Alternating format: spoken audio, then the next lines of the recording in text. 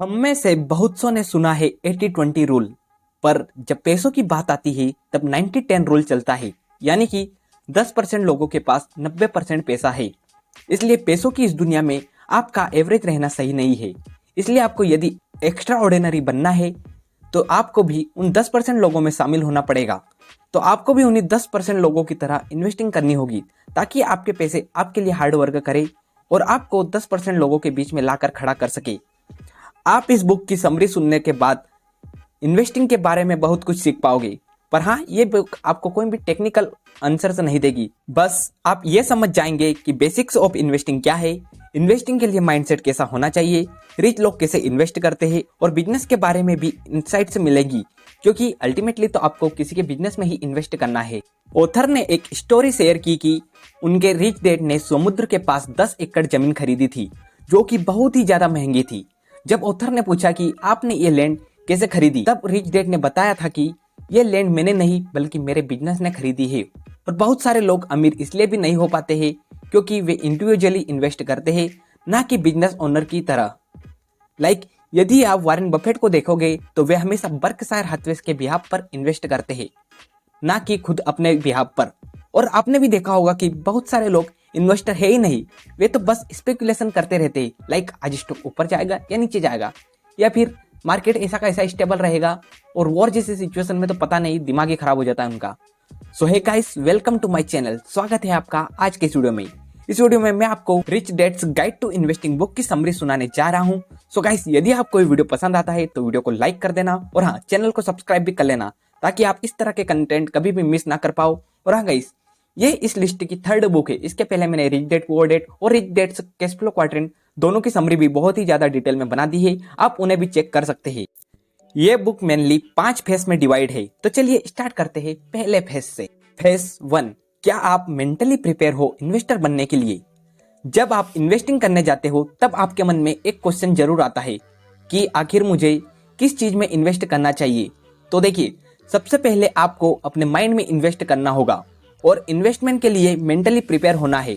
यदि आप अपने दिमाग पर इन्वेस्टमेंट करते हो तो उससे आपके लिए एक स्ट्रॉन्ग फाउंडेशन बनती है, जिसे कि हिंदी में नींव कहा जाता है। क्योंकि यदि आपकी नींव मजबूत हो जाएगी तो लिटरली बोल रहा हूँ, आप एक बहुत बड़ा साम्राज्य खड़ा कर सकते हो। अन्यथा आपके साम्राज्य को ढहने में समय लगेगा ही नहीं। जब बात पैसों की या इन्वेस्टमेंट की आती है तब लोगों के पास 3 चॉइसेस होती है, सिक्योर, कंफर्टेबल या रिच। तीनों की तीनों चॉइसेस इंपॉर्टेंट है, पर अब ये आपके ऊपर है कि आप इनमें से सबसे पहले किसको प्रायोरिटाइज करते हो। बहुत सारे लोगों का सपना अमीर होने का होता है, बट वे सिक्योरिटी और कंफर्ट को चूज करते हैं। यदि आप लोगों से पूछोगे कि खुशी या अमीर होना दोनों में से क्या चाहिए, तो देखिए बहुत सारे लोगों का जवाब आएगा कि उन्हें खुशी चाहिए। बट ऑथर कहते हैं कि क्यों सिर्फ खुशी, दोनों चीज चूज कर सकते हो ना, दोनों चीजों को चूज करो। और यदि आपको भी अमीर बनना है तो आपकी प्रायोरिटी होनी चाहिए rich, then comfort and then security. क्योंकि जिस प्रकार की आप चॉइसेस करोगे उसी प्रकार की दुनिया आप देखोगे।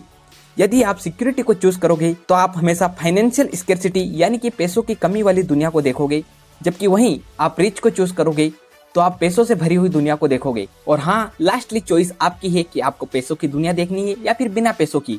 और आपने भी बहुत सारे लोगों को देखा होगा कि जो अचानक अमीर बन जाते हैं बिना मेहनत के, जैकपॉट लग गई, लॉटरी लग गई, उससे वे अमीर तो हो जाते हैं पर वे गरीब भी उतने ही जल्दी हो जाते हैं, क्योंकि उन्होंने हमेशा पैसों की कमी वाली दुनिया देखी है। और इसका एक बहुत ही बेहतरीन एग्जाम्पल है केबीसी से जीतने वाले सुशील कुमार। और आप जितने ज्यादा सिक्योरिटी की तरफ झुकोगे उतना ही पैसों की कमी होने लगेगी आपकी दुनिया में। अब देखिए, बहुत सारे लोग बोलेंगे कि इन्वेस्टिंग तो देखिए एक बहुत ही ज्यादा कंफ्यूजिंग सब्जेक्ट है। तो देखिए, इन्वेस्टिंग एक बहुत बड़ा सब्जेक्ट है। हर लोगों के लिए इन्वेस्टिंग का अलग अलग मतलब होता है। कोई फैमिली वाले से पूछोगे तो बताएगा कि मेरा इन्वेस्टमेंट मेरे बच्चे, पति पत्नी, ऐसा कुछ है। और वहीं यदि आप किसी इन्वेस्टर से पूछोगे तो वो बताएगा कि मेरा रियल एस्टेट का इतना बड़ा बिजनेस है, वो मेरे लिए इन्वेस्टमेंट है। अब तो इसलिए सभी के लिए इन्वेस्टिंग का मतलब अलग अलग होता है और हर कोई अलग अलग चीजों में इन्वेस्टमेंट करते हैं। और बहुत सारे लोग जिसे इन्वेस्टिंग कहते हैं ना, असल में वो इन्वेस्टिंग है भी नहीं। तो चलिए इन्वेस्टिंग का कंफ्यूजन दूर करते हैं। बहुत सारे लोगों को इन्वेस्टिंग एक प्रोडक्ट या फिर प्रोसेस लगती है, पर असल में इन्वेस्टिंग एक प्लान है। क्योंकि इन्वेस्टिंग एक ऐसा प्लान है जो कि आपको बहुत कम पैसों से फाइनेंशियल फ्रीडम की तरफ ले जा सकता है। तो देखिए, बहुत से लोग product such as stocks, bonds, real estate आदि और प्रोसीजर्स लाइक ट्रेडिंग पर फोकस करते हैं, ना कि प्लान पर। इन्वेस्टिंग एक प्लान है जो आपको वहां ले जाता है जहां आप जाना चाहते हो। आपकी फाइनेंशियल जर्नी को अचीव करने में हेल्प करता है। यदि आपको मुंबई से दिल्ली जाना है तो आपके पास बहुत से प्रोडक्ट है, लाइक कार, बस, ट्रेन आदि, और बहुत सी प्रोसीजर से, लाइक आप रोड से जा सकते हो, एयर से जा सकते हो, और बहुत सारी प्रोसीजर। अब प्लान आपको बनाना है कि आपको इनमें से क्या चूज करना है ताकि आप अपनी डेस्टिनेशन तक प्रॉपरली पहुंच जाओ। और ठीक इसी प्रकार प्लान होता है। और देखिए, कभी कभी आपको एक व्हीकल से भी ज्यादा व्हीकल लग सकती है। यदि आप इन्वेस्टिंग कर रहे हो तो आप स्टॉक्स, रियल एस्टेट, बॉन्ड्स आदि जगह की कि डिफरेंट व्हीकल्स को देख सकते हो। तो बस अब आपका काम यह है कि आपको एक फाइनेंशियल प्लान बनाना है जो कि आपको क्लियरिटी देगा कि आपको आखिरकार अपने फाइनेंशियल गोल्स को कैसे अचीव करना है। क्योंकि यदि आपने एक अच्छा प्लान बना लिया और उसी पर स्टिक रहे तो आप अमीर ऑटोमेटिकली बन जाओगे। तो बस अब वो फॉर्मूला ढूंढो जो कि आपके लिए काम करे। बहुत सारे लोगों के लिए रियल एस्टेट काम करता है, किसी के लिए स्टॉक मार्केट, तो किसी के लिए क्रिप्टो। और हाँ, इन्वेस्टिंग कोई रॉकेट साइंस नहीं है, आप इसको इजीली अंडरस्टैंड कर सकते हो। अब आप में से बहुत से सोचेंगे कि ऐसा प्लान कैसे ढूंढे जो हमारे लिए सही है। तो उसके लिए भी लेखक बताते हैं कि समझ लो और खुद से पूछो कि अपनी इस जिंदगी से आप क्या चाहते हो। दूसरों की राय मत लो, क्योंकि लोगों को आपके हौसले को तोड़ने में बहुत ही ज्यादा मजा आता है।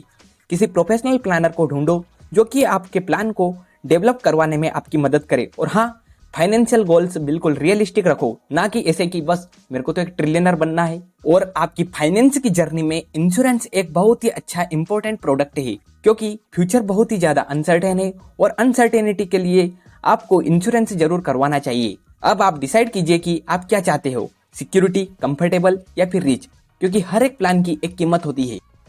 कीमत जरूरी नहीं कि आप पैसों में चुकाए, हो सकता है कीमत आपको समय की चुकानी पड़े। और आपको भी पता है कि समय सबसे कीमती है। और हाँ, टाइम फिक्स है, पर आप इसे खरीद सकते हो। आप मुंबई से दिल्ली बस से भी जा सकते हो और प्लेन से भी जा सकते हो। यदि आप प्लेन से जाओगे तो उसका किराया ज्यादा लगेगा और आपके पास में टाइम बचेगा, तो इस हिसाब से आप टाइम को खरीद जरूर सकते हो।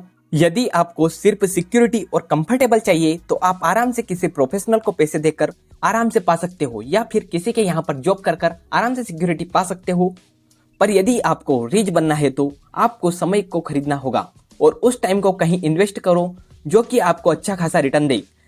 आप इन्वेस्टिंग, बिजनेसेस या फिर किसी भी चीज के बारे में नया नया नॉलेज लो, क्योंकि आप आज के समय में मिलियनर आराम से बन सकते हो। पर यदि आपके पास समय नहीं है तो आप ही बताइए, आप मिलियनर बन के भी क्या कर लोगे। मैंने मिलियनर बनने के बारे में बहुत सारे शॉर्ट्स वीडियो में बात किया है कि आप इंडेक्स फंड में इन्वेस्ट करके आराम से 60 साल की एज में मिलियनर बन सकते हो। पर आप खुद ही बताइए, यदि आप 60 साल की एज में मिलियनर हो तो बताइए पैसे आप कब खर्च करोगे।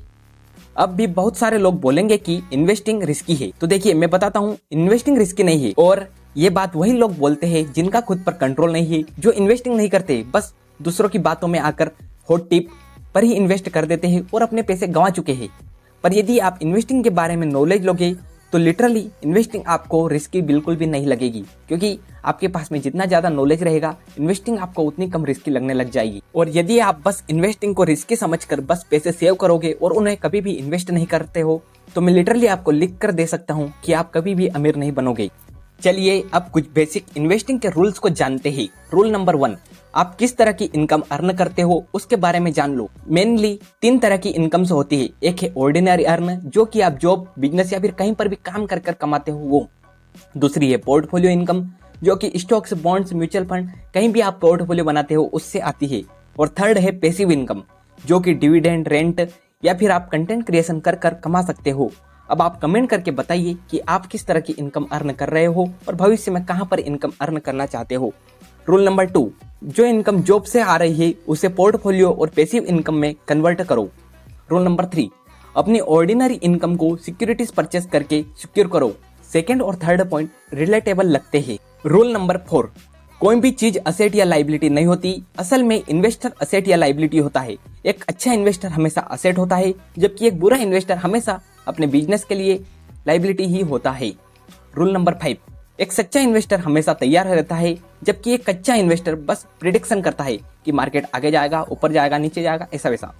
रूल नंबर 6, यदि आपके पास एजुकेशन और एक्सपीरियंस है तो पैसे आपको अपने आप ढूंढ लेंगे और आप पैसों को अपने आप ढूंढ लोगे, क्योंकि यदि आपके पास में एक्सपीरियंस और एजुकेशन है तो पैसे कमाना कोई ज्यादा बड़ी बात नहीं है। रूल नंबर 7, रिस्क और रिवार्ड को इवेल्यूएट यानी कि मूल्यांकन करना सीखो। तो यदि आप इन रूल्स को फॉलो करते हो तो आपको इन्वेस्टिंग की जर्नी में थोड़ी बहुत मदद जरूर मिलेगी। और आपको एक सक्सेसफुल इन्वेस्टर बनने के लिए आपके पास में 3 चीजें होनी चाहिए: एजुकेशन, एक्सपीरियंस और एक्सेस कैश। नॉट एक्स्ट्रा, अभी बोल रहा हूँ नॉट एक्स्ट्रा। एक्सेस कैश उसे कहते हैं जिस पैसों को आप खो सकते हो और खोने के बाद में आपको कोई भी दुख नहीं होगा, वो पैसे होते हैं एक्सेस कैश। और आप रिस्क को फाइनेंशियल लिटरेसी से भी कम कर सकते हो। और फाइनेंशियल लिटरेसी के ऊपर कैश फ्लो क्वाड्रेंट और रिच डैड पुअर डैड दोनों बुक मैंने समरी डाल दी है, आप एक बार जरूर सुन सकते हो। तो चलिए फाइनेंशियल लिटरेसी के बेसिक्स वापस मैं बताता हूँ। तो पहला रूल है, आपके कैश फ्लो यानी कि कैश आ रहा है या फिर जा रहा है, उसकी दिशा निर्धारित करती है कि आपके पास जो चीज है वो असेट है या फिर लाइबिलिटी। रूल नंबर 2, पूरी पिक्चर देखने के लिए 2 फाइनेंशियल स्टेटमेंट लगते हैं, एक आपका और एक आपके बैंकर का। क्योंकि जिसे आप घर या फिर कार या फिर किसी भी चीज को आप असेट कहते हो ना, वो बैंक की असेट है, ना कि आपकी। क्योंकि आप उस पर लोन उठाते हो और बैंक को पेमेंट करते हो और वो आपकी जेब से पैसे ले रही है और बैंकर की जेब में पैसे डाल रही है। तो इस हिसाब से वो आपकी असेट नहीं है बल्कि बैंकर की असेट है। और सबसे बड़ी रिस्क यही है कि लोगों को अपने पर्सनल फाइनेंशियल स्टेटमेंट पर कंट्रोल नहीं है। वे लाइबिलिटीज को एक्वायर करते हैं और कहते हैं कि मैंने तो असेट एक्वायर की। अब आप ही बताइए कि ऐसे क्या वो फाइनेंशियली फ्री होंगे क्या? आगे ऑथर मिस्टेक्स के जादू के बारे में बताते हैं कि हमारी सोसाइटी में गलतियों को गलत नजरों से देखा जाता है, पर गलतियां ही है जो हमें सिखाती है। वॉरेन बफेट ने भी बर्कशायर हैथवे को एक्वायर करके गलती की थी, पर उसी गलती ने उन्हें सबसे अमीर इन्वेस्टर बना दिया, जिसके बारे में मैंने the Warren Buffett way book में बात की है, जिसे भी आप चेक जरूर कर सकते हो। तो आपको भी रिस्क, गलतियों और सीखने की तरफ अपना एटीट्यूड चेंज करना होगा। आगे ऑथर ने चैप्टर 18 में अमीर बनने की कीमत बताई है। आप किसी अमीर से शादी करके, किसी को चीट करके, इनहेरिटेंस यानी कि खानदानी दौलत लेकर, लॉटरी जीतकर, कोई popular stars like TikToker, film star बनकर भी अमीर बन सकते हो।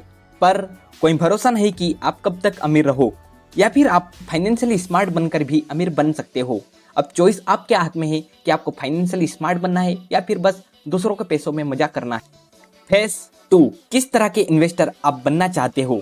मेनली 5 तरह के इन्वेस्टर्स होते हैं। फर्स्ट है एक्रीडेटेड इन्वेस्टर, जो बहुत सारे पैसे कमाते हैं और जिनकी नेटवर्थ बहुत ही ज्यादा होती है। ये स्टार्टअप वगैरह में भी इन्वेस्टमेंट कर सकते हैं। इंडिया में सेबी के अनुसार जिनके नेटवर्थ लगभग 7.5 करोड़ से ज्यादा और एनुअल इनकम उनकी हर साल 2 करोड़ से ज्यादा है, या फिर जिनकी नेटवर्थ 5 करोड़ है जिसमें से 50% फाइनेंशियल असेट में इन्वेस्टमेंट है और जिनकी एनुअल इनकम 1 करोड़ से ज्यादा है, तो वही लोग एक्रीडेटेड इन्वेस्टर बन सकते हैं। और इन लोगों का सबसे बड़ा फायदा यहाँ होता है कि ये लोग स्टार्टअप्स और किसी भी तरह के इन्वेस्टमेंट में इन्वेस्ट कर सकते हैं, जबकि नॉर्मल पब्लिक ऐसी जगह पर इन्वेस्ट नहीं कर सकती। सेकंड है क्वालिफाइड इन्वेस्टर। ये वो लोग होते हैं जो कि फंडामेंटल्स और टेक्निकल से जानते हैं। ये बंदे एनालिसिस करते हैं पब्लिक कंपनीज का, लाइक कोई CA, CFA, CMA या फिर कोई भी सेबी रजिस्टर्ड एनालिस्ट। और हाँ, हर ट्रेडर क्वालिफाइड इन्वेस्टर नहीं होता है, ये बात जरूर याद रखिएगा। थर्ड है द सोफिस्टिकेटेड इन्वेस्टर। ये वो लोग होते हैं जिनके पास 3 E's होते हैं: एजुकेशन, एक्सपीरियंस, एक्सेस केस। इसे लॉस रेगुलेशन के साथ साथ जितना भी क्वालिफाइड इन्वेस्टर को पता होता है उतना इसको भी पता होता है। यदि आप भी सोफिस्टिकेटेड इन्वेस्टर बनना चाहते हो तो आपको भी लॉस में मेनली 3 लॉ को याद रखना है। लॉ यानी कि कानून, एक है टैक्स, कॉर्पोरेट यानी कि कंपनी का, और थर्ड है सिक्योरिटीज यानी कि जो सेबी का एक्ट है उसे। इन लॉस को समझने से आपका एंटिटी पर कंट्रोल आ जाएगा, टैक्स पर कंट्रोल आ जाएगा और लास्टली इनकम पर भी कंट्रोल आ जाएगा। और ऑथर सभी को सोफिस्टिकेटेड इन्वेस्टर ही बनने की सलाह देते हैं। फोर्थ है द इनसाइड इन्वेस्टर। ये वो लोग होते हैं जो एक सक्सेसफुल बिजनेस बनाते हैं, यानी कि यहाँ इनसाइड का मतलब इनसाइडर नहीं है, बल्कि वह बंदा है जिसे बिजनेस के इनसाइडर्स पता होती है कि बिजनेस आखिरकार कैसे रन कर रहा है, इसमें क्या क्या प्रॉब्लम हो सकती है, कहाँ से पैसा कमा सकता है आदि वगैरह। और लास्ट है द अल्टीमेट इन्वेस्टर। ये वो लोग होते हैं जो अपनी कंपनी को दूसरों को बेचते हैं, लाइक IPOs में पब्लिक को बेचते हैं या फिर किसी कंपनी को बेच देते हैं। इसमें mainly Bill Gates, Warren Buffett जैसे लोग आते हैं जो कि बहुत ही ज्यादा फॉर्चून कमाते हैं। और आपको सोफिस्टिकेटेड इन्वेस्टर के बाद में अल्टीमेट इन्वेस्टर बनना होता है। आगे ऑथर बताते हैं कि आप धीरे धीरे और जल्दी दोनों तरह से अमीर बन सकते हैं।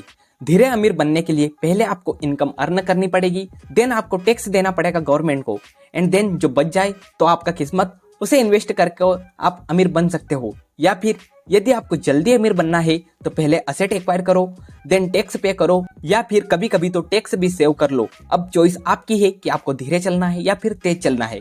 आप जॉब करके भी अमीर बन सकते हो। आप अपना फुल टाइम अपनी जॉब को दो और जो पार्ट टाइम बचता है आपके पास उसको अपने बिजनेस को बिल्ड करने में लग जाओ।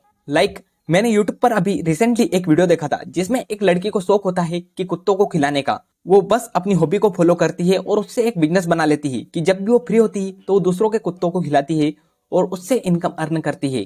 तो आप इस तरह से भी अपना पार्ट टाइम बिजनेस स्टार्ट कर सकते हो और जब आपके बिजनेस पर आपको कॉन्फिडेंस आ जाए तब सीधी सी बात है जॉब छोड़ दो और फुल टाइम बिजनेस को देने लग जाओ।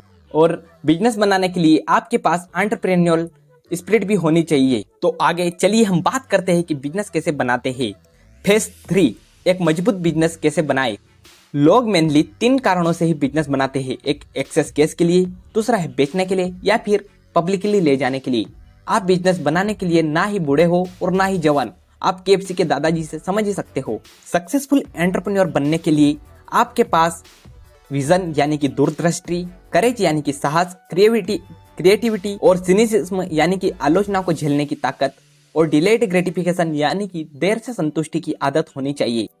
आगे ऑथर ने BI ट्रायंगल के बारे में बात की है। BI जिनको नहीं पता उनको बता दूं, बिजनेस एंड इन्वेस्टमेंट होता है या फिर बिजनेसमैन या फिर इन्वेस्टर होता है, जिनके बारे में कैश फ्लो क्वाड्रेंट में डिटेल्ड बात की है, आप चेक कर सकते हो। BI ट्रायंगल का बेस है मिशन। यदि आपके पास एक पावरफुल मिशन नहीं है तो शायद ही आपका बिजनेस सर्वाइव करे। नेक्स्ट है टीम। यदि आपके पास एक अच्छी टीम है तो आप इजीली सारी प्रॉब्लम्स, बाधाओं को पार कर सकते हो, क्योंकि एक एक्स्ट्रा ऑर्डिनरी टीम ऑर्डिनरी काम से भी एक्स्ट्रा ऑर्डिनरी रिजल्ट ला सकती है। एंड लास्ट है लीडरशिप। इसी से पूरा ट्रायंगल बनता है। एक अच्छा लीडर हमेशा दूसरों को साथ लेकर चलता है और कंपनी के विजन पर हमेशा फोकस करता है। चलिए अब ट्रायंगल के अंदर के पार्ट के बारे में बात करते हैं। फर्स्ट है कैश फ्लो। यदि आपको एक सक्सेसफुल बिजनेस बनाना है तो सबसे पहले आपको कैश फ्लो को मैनेज करना सीखना पड़ेगा। सेकंड है कम्युनिकेशन। आपको एक अच्छा कम्युनिकेटर बनना होगा ताकि सब आपकी बात सुने, अन्यथा सब आपको नजरअंदाज करने लग जाएंगे। आप सेल्स, पब्लिक स्पीकिंग, नेगोशिएशन आदि के कोर्स ले सकते हो ताकि आपका कम्युनिकेशन स्किल इंप्रूव हो सके। थर्ड है सिस्टम मैनेजमेंट। यदि बिजनेस का कोई एक भी सिस्टम काम करना बंद कर दे तो पूरा का पूरा बिजनेस मर जाता है, ठीक अपनी बॉडी की तरह। इसलिए बिजनेस को जिंदा रखने के लिए स्पेसिफिक इंडिविजुअल को अकाउंटेबल करो हर एक सिस्टम के लिए। प्रोडक्शन के लिए आप प्रोडक्शन मैनेजर रख सकते हो और एक CEO की जिम्मेदारी होती है कि वो हर एक सिस्टम को टाइम टू टाइम सुपरवाइज करता रहे। फोर्थ है लीगल मैनेजमेंट। यदि आपके पास एक अच्छी लीगल टीम है तो आप कोई भी चुनौती पेटेंट, कॉपीराइट आदि को आसानी से डील कर सकते हो। एंड लास्ट है प्रोडक्ट मैनेजमेंट। कंपनी के प्रोडक्ट को अल्टीमेट कस्टमर खरीदता है और वही सबसे इंपॉर्टेंट होता है, क्योंकि यदि आपका प्रोडक्ट ही अच्छा नहीं है तो आप चाहे सारे के सारे मैनेजमेंट के प्रिंसिपल फॉलो कर लो, आपका बिजनेस चलेगा ही नहीं, वो लिटरली डाई हो जाएगा थोड़े समय बाद। फेज 4, कौन सोफिस्टिकेटेड इन्वेस्टर है। हमने पिछले पार्ट में बात की थी कि सोफिस्टिकेटेड इन्वेस्टर किसे कहती है। चलिए अब बात करते हैं कि आखिरकार सोफिस्टिकेटेड इन्वेस्टर कैसे सोचता है और उसका किन किन चीजों पर कंट्रोल होता है। सोफिस्टिकेटेड इन्वेस्टर वो होता है जिसका इन 10 चीजों पर कंट्रोल होता है। खुद पर, इनकम एक्सपेंस रेशो और असेट लाइबिलिटी रेशो पर, इन्वेस्टमेंट को मैनेज करने पर, टैक्सेस पर, कब खरीदना है और कब बेचना है पर, इंफॉर्मेशन को एक्सेस करने पर, ब्रोकरेज ट्रांजैक्शन पर, ETC यानी कि एंटिटी टाइमिंग कैरेक्टरिस्टिक्स पर, एग्रीमेंट की टर्म्स एंड कंडीशन पर और गिविंग इट बैक यानी कि दूसरों को देने पर कंट्रोल होता है और इन्हीं चीजों के बारे में अधिकतर सोचता है। चलिए अब समझते हैं कि इन्वेस्टमेंट को एनालिसिस कैसे करें। यदि कंपनी की बात की जाए तो आपको कंपनी में सबसे ज्यादा ग्रॉस प्रॉफिट मार्जिन पर फोकस करना होता है, यानी कि सेल्स से कॉस्ट को माइनस करके जो अमाउंट आता है उसे सेल्स से डिवाइड करना है। जिस कंपनी का ग्रॉस मार्जिन जितना ज्यादा है वो उतना ही ज्यादा रिटर्न देगी। इसके अलावा नेट ऑपरेटिंग मार्जिन पर भी ध्यान देना होता है, जिसका फॉर्मूला है EBIT divided by sales. EBIT का फुल फॉर्म है earning before interest and tax. से आप आराम से नेट ऑपरेटिंग मार्जिन कैलकुलेट कर सकते हो। इसके अलावा आपको लेवरेज पर ध्यान देना होगा, पर ध्यान रखना लेवरेज दो धारी तलवार है, जो भी करती है जोरदार करती है। इसके अलावा debt to equity ratio, quick ratio, current ratio, return on equity को भी चेक करो। क्योंकि कंपनी के फाइनेंशियल्स उनके बारे में बहुत कुछ बताते हैं। ये सब करने के बाद आपको कंपनी का फिल्टर मिल जाएगा। और हाँ गाइस, ये सारे के सारे बेसिक से है, कोई भी एडवांस नहीं है। तो बस आप इन सबको फॉलो करने के बाद में एक बस क्वालिटी स्टॉक को पहचान पाओगे, ना कि आपको आपका एनालिसिस रोकना है। इसके बाद में भी आपको कंपनी के बारे में एक एक डिटेल जाननी है, जिसके बारे में हम डिटेल्ड वीडियो जरूर बनाएंगे। फिर बुक में इसके बारे में ज्यादा जानकारी नहीं है, तो मैं इसको यहीं पर होल्ड करता हूँ। बस ये सारे के सारे रिसोर्स आपको जानकारी देंगे नॉर्मली कि इस कंपनी के ऊपर आगे रिसर्च करनी जरूरी भी है या फिर नहीं है। अगर रियल एस्टेट की बात की जाए तो वहां पर 2 क्वेश्चन पूछना है। क्या property positive cash flow generate कर रही है? क्या आपने प्रॉपर्टी ढूंढने में प्रॉपर रिसर्च की है? बस ये 2 क्वेश्चन। और रियल एस्टेट में सबसे इंपॉर्टेंट रेशो है कैश ऑन कैश रिटर्न, जिसका फॉर्मूला है net cash flow divided by down payment, जो कि आपको बताएगा कि आपके डाउन पेमेंट पर कितना रिटर्न मिला है। इसके अलावा आपको गुड डेट और बैड डेट के बारे में जानना जरूरी है, और इन्वेस्टिंग एंड सेविंग के बीच में डिफरेंस भी जानना जरूरी है। तो देखिए, मेरे को रियल एस्टेट के बारे में ज़्यादा जानकारी नहीं है, इसलिए मैं आपको ज़्यादा कुछ बता नहीं पाऊंगा। आगे ऑथर ने अल्टीमेट इन्वेस्टर के बारे में बताया है कि कैसे आप आज की इस इंटरनेट की दुनिया में खुद का बिजनेस बिल्ड करके मिलियनर बिलियनर बन सकते हो। और आगे ऑथर ने क्वेश्चन भी पूछा है कि क्या आप भी नेक्स्ट बिलियनर बनना चाहते हो। आगे ऑथर ने बात की है कि आखिर क्यों अमीर लोग बैंकरप्ट हो जाते हैं। तो चलिए जानते हैं कि आखिर अमीर लोग गरीब कैसे हो जाते हैं। जो लोग बिना पैसों के बड़े होते हैं वे ज्यादा पैसों को हैंडल नहीं कर पाते हैं, और वे हमेशा इमोशंस में बह जाते हैं। वे लोग अपने चहीतों को उधार देने लग जाते हैं, और उन्हें कभी भी उधार देने से मना नहीं कर पाते हैं। वे बिना एजुकेशन और एक्सपीरियंस के इन्वेस्टर बनने लग जाते हैं। उनमें मनी को लूज करने का डर बढ़ता है, और वे अल्टीमेटली गरीब हो ही जाते हैं। वे अच्छी एक्सपेंस और बुरी एक्सपेंस के बारे में अंतर नहीं जान पाते हैं। तो यदि आप में भी इनमें से कोई लक्षण है तो आप अभी बंद कर दीजिए। Phase 5 giving it back. क्या आप प्रिपेयर हो जो जिस समाज से पाया है उसे उसी समाज को रिटर्न करने में? लाइक वॉरेन बफेट अपनी वेल्थ का 99% हिस्सा दान करेंगे, बिल गेट्स भी। तो क्या आप भी तैयार हो उसी सोसाइटी को देने के लिए जहां से ये पैसा बनाया है? कमेंट करके जरूर बताना। ये कंक्लूजन पार्ट में मैं आपको यही बताना चाहूंगा कि जिस प्रकार इस बुक का नाम गाइड टू इन्वेस्टिंग है, तो यहाँ पर इन्वेस्टिंग के बारे में तो ज़्यादा नॉलेज नहीं दिया है, पर आपको बिजनेस बिल्ड और मेंटली प्रिपेयर करने पर ज़्यादा फोकस दिया गया है। और इस सीरीज के बहुत सारे नेक्स्ट पार्ट भी like rich kid, smart kid, तो देखिए मैं तो उनको लिटरली अब गिमिक बोलना चाहूँगा, क्योंकि इसके आगे के पार्ट में वो बात है ही नहीं कि मैं आपको उनकी समरी दूँ। पर यदि आप कमेंट करके बताओगे कि उनकी भी आपको समरी चाहिए तो मैं जरूर वीडियो बना दूंगा। So guys, thanks for watching this video. अगर आपको ये वीडियो पसंद आया है तो लाइक कर देना, चैनल को सब्सक्राइब कर देना, और आप कमेंट कर सकते हो कि मैं नेक्स्ट टॉपिक किस बुक की समरी पर बनाऊं।